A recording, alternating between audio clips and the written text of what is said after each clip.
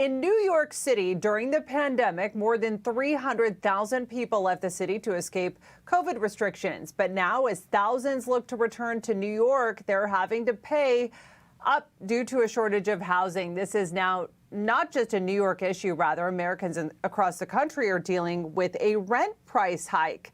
For more on this, and the only person that I would want to have break this story down is the host of Wise Guys, John Tabacco. John, I specifically asked for you on this story, and I found it so interesting because I know you're always out in the community talking to everyone, and I'm sure you've observed the lines sometimes coming out of these buildings on the streets of New York that looks like everybody's waiting for a sample sale.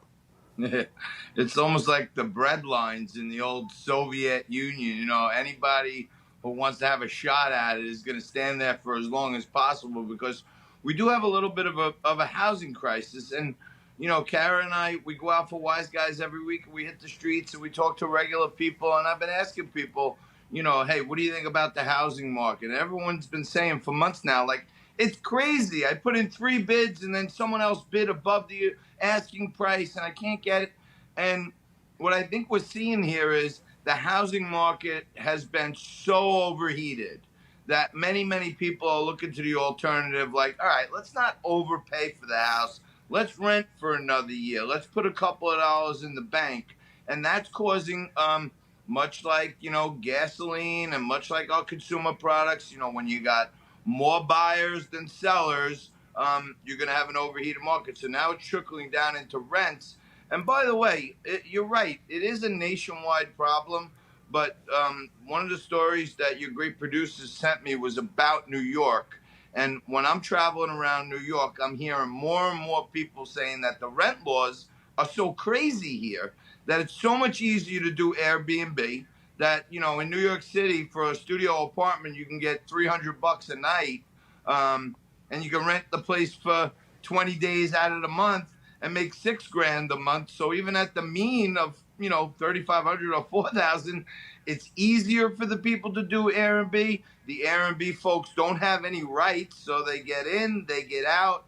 And in New York, if you're getting $4,000 a month, or at Airbnb, you're getting $6,000 a month. The person paying $4,000 a month, if they stop paying, it takes about a year to get rid of them. So the opportunity cost is $50,000 that you're sitting there plus lawyers. And a lot more people are saying, hey, I'd rather have the place vacant a few days a month and do Airbnb and at least make that or more. So I think there's like a two-headed monster coming at it right now. And more people I'm talking to are looking to Airbnb as a much more cost-efficient and safe way to get a good return out of those properties. Yeah, I can't even imagine trying to rent in New York right now. I lived in New York in my 20s, and you know, it was a struggle, of course, especially starting out in journalism. It was always a struggle, but you know, and especially when you add to that people right now are paying an incredible amount of prices when you consider high inflation.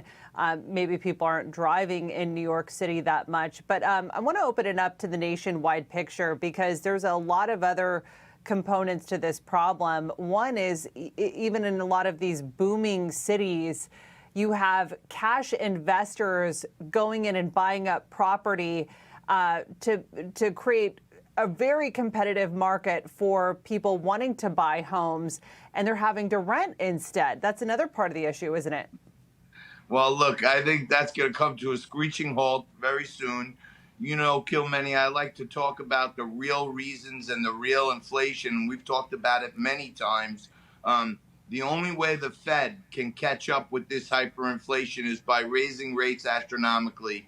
We have to raise rates right now approximately 7% to get ahead of the curve on where inflation is going.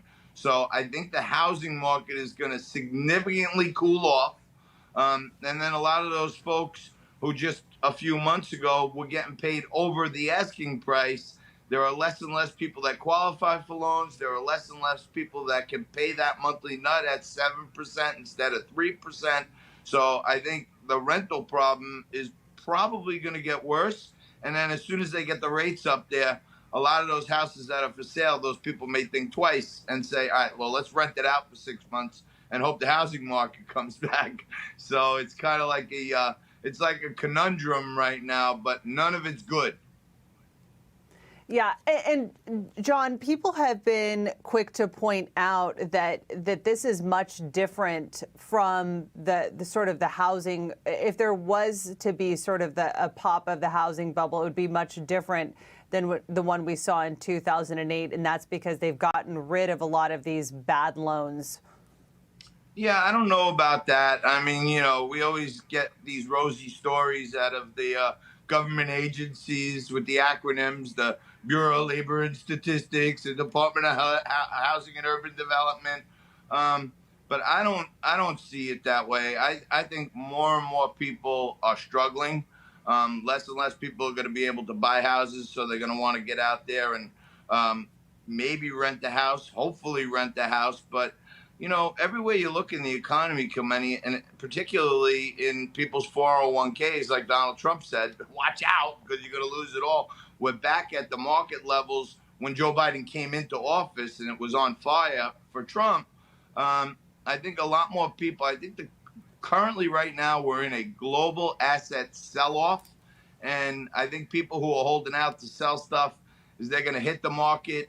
And a lot of the big banks, they haven't taken a lot of precautions since the old days of the collateralized mortgage obligations.